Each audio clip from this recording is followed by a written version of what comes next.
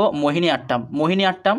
তো যেটা দেখতে পাওয়া যায় কেরলে, তোমার এখানে আমি টাইম স্ট্যাম্পটা দেওয়া হয়নি, এটা এমটিএসে 2021 সালে এসেছিল, বারংবার আসে এই কোশ্চেনগুলো ক্লাসিক্যাল ডান্স। তো অবস্থান মানে কেরালাতে দেখতে পাওয়া যায় এই মোহিনীআট্টাম নৃত্যটা।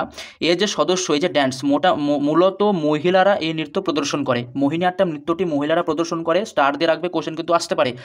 কোন সঙ্গীত বা কোন মিউজিক এখানে ব্যবহার করা হয়, এখানেও তোমার কর্ণাটকা স্টাইলে মিউজিক ব্যবহার করা হয়ে থাকে। উৎসর্গ, কোশ্চেন দেয় যে কোন এই নৃত্যটি কাকে উৎসর্গ করে প্রদর্শন করা হয়ে থাকে। তো ভগবান বিষ্ণু এবং কৃষ্ণকে উৎসর্গ করে এই মোহিনীআট্টাম নৃত্যটি প্রদর্শন করা হয়ে থাকে। পোশাক, কোন ধরনের পোশাক এখানে পরা হয়ে থাকে, সাধারণত সাদা শাড়ি। এখানেও কোশ্চেন দেয় তোমার বিহু ড্যান্স, যেটা আসামে লক্ষ্য করা যায়, সেখান থেকে একবার কোশ্চেন দিয়েছিল যে বিহু নৃত্যে মহিলারা কোন রঙের শাড়ি পরে থাকে। তো এই শাড়ি থেকে কোশ্চেন কিন্তু আসে। তো এটাও মনে রাখবে যে মোহিনীআট্টাম নৃত্যে মহিলারা যে পোশাক পরেন সেখানে তারা সাদা শাড়ি ব্যবহার করেন।